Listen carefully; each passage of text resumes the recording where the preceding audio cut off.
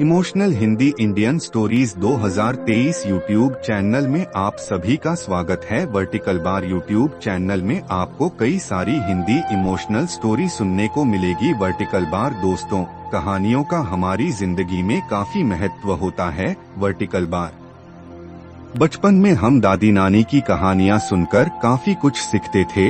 उन कहानियों में हम खुद को जोड़ कभी राजा या कभी रानी बन जाते थे। वर्टिकल बार आज फिर हम आपको हमारी कहानियों के माध्यम से मोहब्बत की उन गलियों में ले जाने का प्रयत्न कर रहे हैं जहां आप फिर से इमोशनल हो जाएंगे। वर्टिकल बार तो कृपया इस YouTube चैनल को सब्सक्राइब करें वर्टिकल बार, जिससे आपको मेरे सभी वीडियो के अपडेट मिल सके। वर्टिकल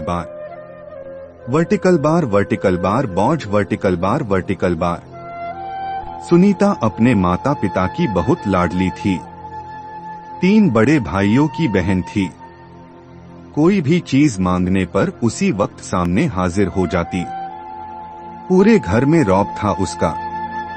पूरे परिवार और नौकरों पर रानी की तरह हुक्म चलाती थी सुनीता। स्कूल में भी पूरा रौब था उसका। बड़े घर की लाडली जो थी वह। ऐसे ही उसने कॉलेज में दाखिला लिया। उसके ठाठ बाट, बड़ी गाड़ी में आना जाना, हर दिन नया फैशन देखकर हर कोई उससे दोस्ती करना चाहता था।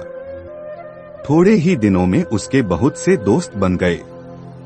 पूरे कॉलेज में उसकी अपनी ही एक पहचान थी। इन दिनों उसके घर एक रिश्ता आया। खानदानी लोग थे और पापा की पुरानी जान पहचान थी उनके साथ। सुनीता के साथ कोई जबरदस्ती नहीं थी। वर्टिकल बार पर सुनीता ने फिर भी हाँ कर दी, क्योंकि वह अपने परिवार से बहुत प्यार करती थी। वह जानती थी कि वह लोग उसका अच्छा ही सोचेंगे। लड़के का नाम रहीम था। रहीम काफी पढ़ा लिखा और समझदार लड़का था। ससुराल वाले भी बहुत अच्छे थे। ससुराल में सुनीता की जगह वैसी ही थी जैसी कि मायके में। कोई भी कार्य सुनीता की सलाह के बिना नहीं होता था। सबकी लाडली बहू बन गई थी वह। फिर उसके घर एक बेटे का जन्म हुआ। रामू सुनीता को जान से प्यारा था। पोता पाकर ससुराल वाले तो फूले नहीं समाते थे।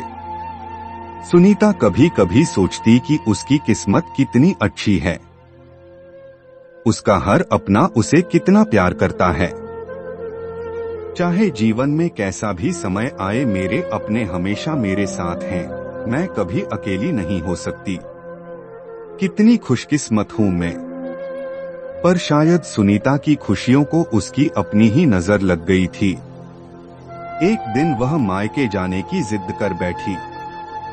रहीम को बहुत काम था, लेकिन वह फिर भी उसे ले गया। रास्ते में उनकी गाड़ी अन्य गाड़ी से टकरा गई। सुनीता, रामू और रामू बहुत बुरी तरह से जख्मी हो गए।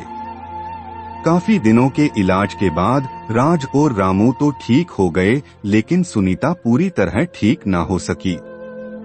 सर पर चोट लगने के कारण वह अपनी आंखों की रोशनी खो बैठी। अब कविता की किस्मत जैसे उल्टे पांव चलने लगी। मायके वाले कुछ दिनों तक उसे मिलने आते रहे, फिर कभी कभार फोन ही करके पूछ लेते कि अब कैसी हो। धीरे धीरे ये सिलसिला भी कम हो गया। ससुराल वालों की सहानुभूति भी कम होने लगी। घर में किसी को पास बैठने के लिए कहती तो जवाब मिलता, बहुत काम है, अब तुम भी हाथ नहीं बंटा सकती। राज भी चिड़चिड़ा हो गया था। बस रामू ही था उसके साथ, जिसके साथ हंसते खेलते उसका वक्त गुजरता। एक दिन सुनीता के हाथ से कुछ सामान गिर गया, जिसकी वजह से रामू को हल्की सी चोट लग गई। सुनीता के सास ससुर ने राहुल को उससे अलग कर दिया कि कहीं उसके ना देखने की वजह से बच्चे का कोई नुकसान ना हो जाए।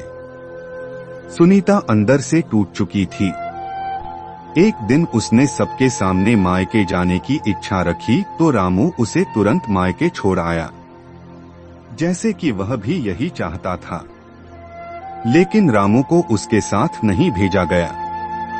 सुनीता कभी रामू से दूर नहीं रही थी, पर अपनी कमी के कारण उसने ज्यादा बहस नहीं की। सुनीता को लगा कि वह 3-4 दिन वहां रहेगी तो थोड़ा हवा पानी बदल जाएगा, क्योंकि वह कितने दिनों से कहीं भी बाहर नहीं गई थी। घर वाले भी इतने दिनों बाद उसे देखकर कितने खुश होंगे। सुनीता के घर पहुंचने पर सब लोग बहुत खुश हुए। खाने में सब कुछ सुनीता की पसंद का ही बना था। उसने अपने मम्मी पापा और भाई भाभीओं से दिल खोलकर बातें की। उनके छोटे छोटे बच्चे भी बुआ के साथ घुल मिल गए थे। रात को सोने के वक्त जब वह कपड़े बदलने लगी तो उसे पता चला कि उसका बैग तो बहुत भरा हुआ था।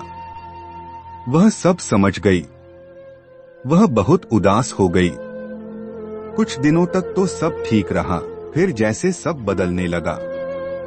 सबका व्यवहार बदल रहा था। वह लोग जैसे थक चुके थे उससे। सब लोग घुमा फिराकर पूछने लगे कि रहीम कब आ रहा है, उसे ले जाने। वह बहाना बना देती, जबकि वह जानती थी कि उस घर में अब उसके लिए कोई जगह नहीं। सुनीता से चलते वक्त कुछ ना कुछ नुकसान हो जाता। थोड़ी बहुत टोकाटाकी उसे सुनाई देती। वह टाल देती। एक दिन उसके हाथ से लगकर एक कीमती फूलदान टूट गया। छोटी भाभी ने बहुत हंगामा मचाया। सुनीता के माता पिता रोज रोज के झमेलों से तंग आ गए थे। उन्होंने राज को खुद से फोन कर दिया। रहीम सुनीता को अपने घर ले गया। सुनीता को अपने परिवार वालों से ये उम्मीद न थी। जिस सुनीता के कहे बिना घर में एक पत्ता भी नहीं हिलता था, उस घर के लिए वह अब बोझ बन चुकी थी। राज के साथ ससुराल आते वक्त वह बहुत खुश थी, क्योंकि वह अपने घर जा रही थी, अपने जिगर के टुकड़े राहुल के पास। परंतु यह खुशी भी कुछ पल की ही थी। सारा बंदोबस्त पहले ही किया हुआ था। कविता को सीधे ऊपर वाले कमरे में पहुंचा दिया गया। रामू से दूर रहने की सख्त चेतावनी दी गई। एक कामवाली लता को उसकी जिम्मेदारी सौंपी गई, जो उसके खाने पहनने जैसी जरूरतों का ध्यान रखती। सुनीता ज्यादातर चुप ही रहती। कभी कभी कामवाली लता से थोड़ा बतिया लेती। उसके जरिए रामू का पता चल जाता। सबकी लाडली बेटी और बहू सबके लिए लाडली से बोझ बन चुकी थी।